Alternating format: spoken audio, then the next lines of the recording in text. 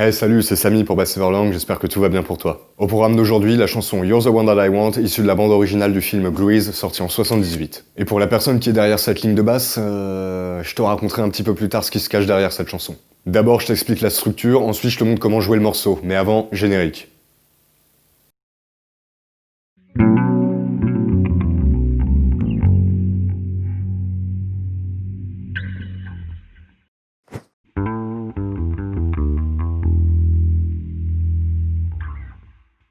Encore une fois, j'ai divisé la structure en deux grandes parties A et B. Tu devrais pas avoir de problème à mémoriser cette structure, elle est plutôt simple. On démarre tranquillement avec l'introduction et le thème principal joué à la basse, puis tout s'enchaîne assez simplement. Couplet, pré-refrain, refrain, interlude comme l'introduction, mais plus court, puis couplet, pré-refrain et un dernier refrain qui est joué environ 3 fois et qui se termine en fondu. Et pour la basse, la seule chose qui va changer entre ces deux grandes parties, c'est le nombre de répétitions de certains passages. Alors ouais, cette chanson elle est très courte, mais si je t'enseigne tout aujourd'hui, c'est parce que en plus d'être une ligne de basse vraiment excellente, elle peut, tout comme ça a été mon cas, devenir une de tes lignes de basse préférées. Et donc c'est parti pour le tutoriel.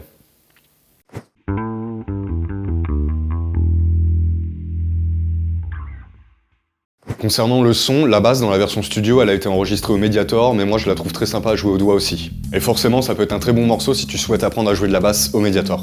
Pour le son, tu vas plutôt favoriser tes médiums et tes aigus en jouant plutôt sur le micro manche au lieu du micro chevalet.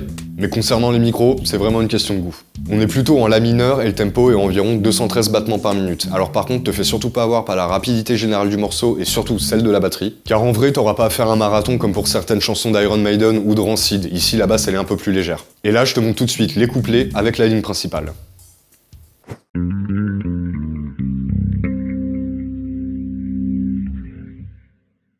Petite chose à savoir tout de suite, je vais d'abord t'enseigner cette ligne de basse sans aucune death note. Ce sera la dernière partie du tutoriel. Donc pour l'instant, toi et moi, on va surtout se concentrer sur les mélodies.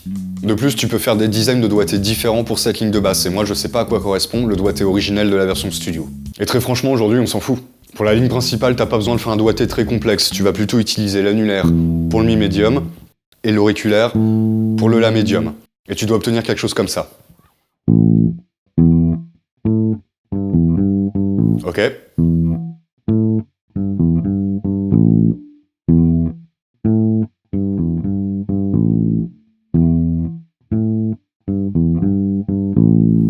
Et d'ailleurs, pour le tout dernier sol, ici, pour la suite notamment, t'es pas obligé de le jouer, tu vas plutôt faire un glissando pour rejoindre le Fa. Et justement, qu'est-ce que tu vas trouver dans la suite ? Encore une fois, un power chord sur l'accord de Fa, et tu peux utiliser le demi-soupir suivant pour te déplacer, faire un démanché et rejoindre le Do. Et une fois que tu es arrivé à ce passage, tu vas utiliser ton index pour toutes les notes de la troisième case. Et après avoir joué ton accord de mi majeur, tu vas rejouer 3 fois la ligne principale avant d'arriver au pré-refrain. Donc là, je te montre l'entièreté du couplet.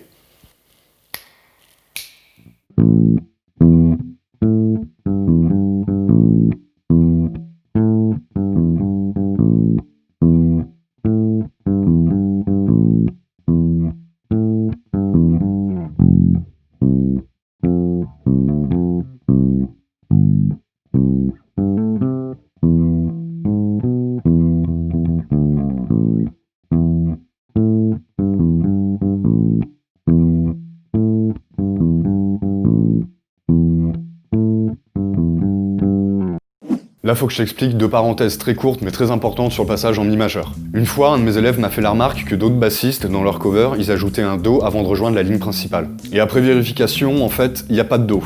Enfin, pas directement. Je t'explique. Alors ouais, on peut entendre un Do, mais en fait ce Do il est involontaire, il est provoqué par le glissando à partir du Ré. Alors du coup, je sais pas si tous ces bassistes ont appris la même tablature ou qu'ils l'ont tous ajouté pour une question de goût, mais en tout cas à la base, il n'y en a pas vraiment. Second point important maintenant, les parenthèses sur les mi médiums sont là surtout pour le rythme. J'entends ces 2 notes dans les 2 couplets, il n'y a pas de problème, par contre je suis pas sûr qu'elles soient jouées en croche ou en croche pointée double. Fais gaffe, ça tricote. Alors au début, si t'es pas à l'aise avec ce rythme, fais plutôt une noire. J'ai quand même l'impression que c'est vraiment cette seconde option, donc tu vas jouer ce passage comme ça.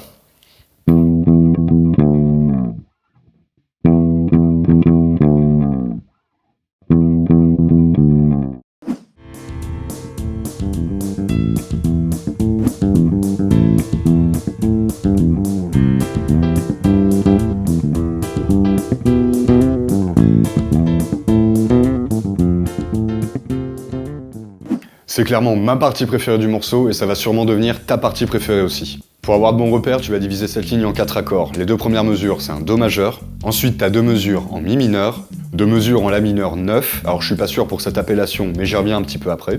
Et enfin, 2 mesures de fa majeur à répéter une seconde fois après la reprise pour joindre le refrain. Première subtilité, les hammers et les pull-off. Alors là par contre c'est moi qui les ai ajoutés et je sais pas s'il y en a autant dans la version studio. En tout cas cette subtilité apporte un cachet supplémentaire à cette ligne de basse qui est déjà géniale. Je t'ai déjà parlé du hammer dans une précédente vidéo, mais pour le pull-off c'est un petit peu plus subtil. L'idée c'est pas simplement de retirer ton doigt, comme ça, c'est vraiment d'exécuter un mouvement vers le bas avec le doigt que tu retires. En clair en fait ce mouvement, il remplace ta main de jeu. Un autre petit plus de cette ligne de basse, c'est les glissando que tu peux facilement entendre dans la version studio. T'es pas du tout obligé de les jouer, mais je te donne quand même un petit conseil, quand t'as pas de note de départ indiquée, tu prends 2 cases avant. Alors ça peut dépendre de la gamme ou du doigté, mais pour cette musique particulièrement, je te conseille 2 cases avant. Là je vais te montrer les 2 premiers fragments, en Do et en Mi. Je te conseille de faire les mêmes doigtés que moi.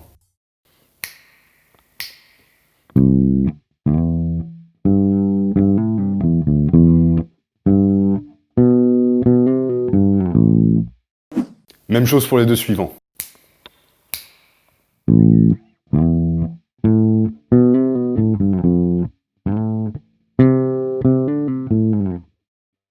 Et maintenant, je vais te montrer les 4 fragments ensemble. Alors par contre, oublie pas dans la structure, tu dois jouer 2 mesures de phase supplémentaires avant de rejoindre le refrain.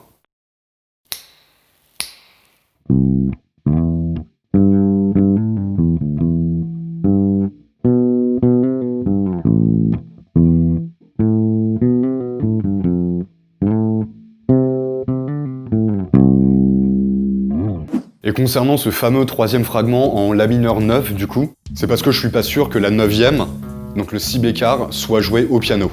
Et pourquoi je me permets cette appellation pour cet accord et pas les autres qui pourraient être des accords de sixte, c'est tout simplement parce que dans cet accord, le La, le si il est beaucoup plus présent. Enfin plus présent, non, en fait c'est que la 9e ici elle est jouée 2 fois et dans les autres accords, la sixte elle est jouée une seule fois. De toute façon, cette 9e ou les sixtes, ce sont des notes passagères assez subtiles. Donc j'utilise cette appellation de La mineur 9, mais en vrai ça reste discutable. Tout comme les accords du refrain d'ailleurs que je te montre tout de suite. Transition implacable. Maintenant, comme pour les pré-refrains, je vais te donner des noms d'accords pour que tu aies des repères. Il y a de grandes chances que des personnes qui ont une meilleure oreille que moi soient en désaccord, mais en fait si j'utilise ça, encore une fois, c'est pour que tu aies des bons repères pour apprendre la ligne correctement. Et franchement, ces repères, je pense pas qu'ils soient faux dans l'absolu. Donc du coup, pour ce refrain, on a des rythmes qui se rapprochent davantage de la ligne principale. Ici, t'es majoritairement en Do majeur, mais la dernière mesure est un Fa majeur, ce qu'on appelle plus communément une cadence flagale. Parce que le Fa, c'est la sous-dominante de la gamme de Do, mais le Do, c'est la dominante de la gamme de Fa. Le premier refrain, c'est un cycle complet. Tu vas avoir 3 répétitions de cette ligne de basse et tu termines par 2 mesures en Sol. C'est la dominante de la gamme de Do. Et ensuite, après ce premier refrain, tu reviens sur la ligne principale en La mineur. La gamme de La mineur, c'est la gamme relative mineure de Do majeur. Arrête. Bon, j'arrête de te faire tourner de l'œil, voilà ce que ça donne, et fais très attention à tes doigtés pour le passage en Sol.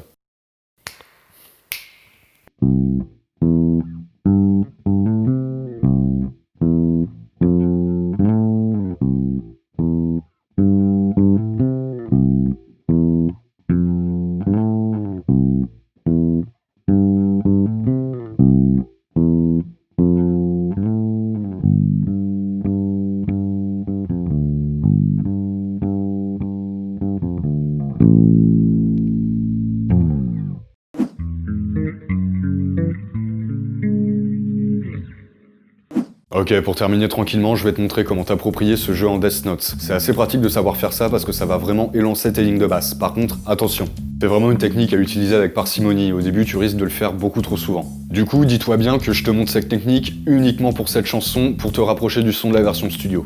Donc pour commencer, tu vas ajouter tes premières Death Notes sur les temps où il y a des silences. Tu vas les faire avec ta main de jeu, comme ça.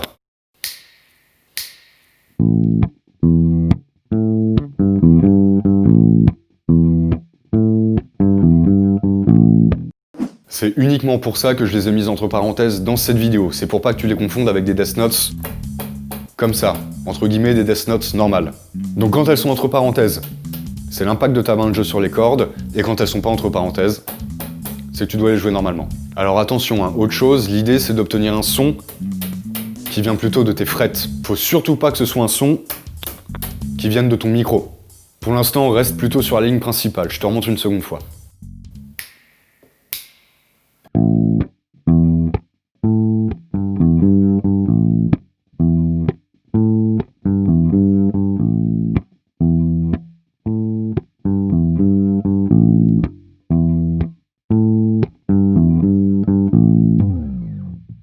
Un petit peu plus tôt, je t'ai dit que cette technique de jeu te permettait de te rapprocher du son de la version studio, donc avec un médiator.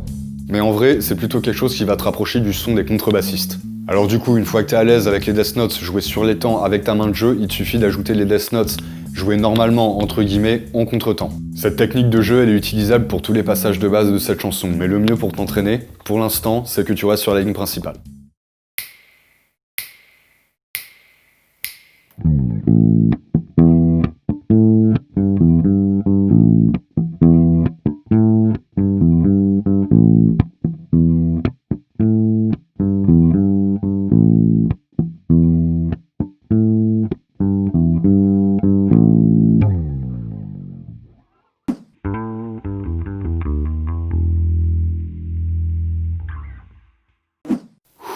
Là, ça va être beaucoup plus compliqué que pour les autres vidéos. Non mais regarde-moi cette créditation, putain. En plus, à aucun moment il est précisé quel bassiste a participé à quelle chanson. Et c'est pas faute d'avoir cherché, hein, mais même sur des forums dédiés, personne semble avoir la réponse. Bon, par contre, certains bassistes s'accordent quand même à dire que c'est David Hungate, qui a été bassiste de Toto de 77 à 82, qui serait à l'origine de l'enregistrement de cette chanson. Et là, du coup, je précise bien à l'origine de l'enregistrement, parce qu'en fait, on ne sait pas si la personne qui est derrière la basse a participé au processus de composition. Bon, par contre, ce dont on est sûr, c'est que c'est John Farrar qui est le compositeur principal de cette chanson. D'ailleurs, John Farrar a énormément travaillé avec Olivia Newton-John, qui est la protagoniste principale du film. Il a aussi beaucoup travaillé avec Cher dans les années 80. Et là, pour le coup, on parle vraiment d'une bande originale de film qui a complètement éclaté les charts à sa sortie. Il y a vraiment beaucoup de compositeurs et de producteurs qui ont participé à la bande originale de ce film, et d'ailleurs la chanson qu'on a vue aujourd'hui, Toi et moi, est toujours l'un des singles les plus vendus de tous les temps, que ce soit pour une musique de film ou non. D'ailleurs, la plupart des lignes de base de cette bande originale sont assez stylées. Pas autant que celles que je t'ai enseignées. Donc je te conseille les 3 titres suivants, Summer Nights, Greased Lightning et Rock'n'Roll is Here to Stay.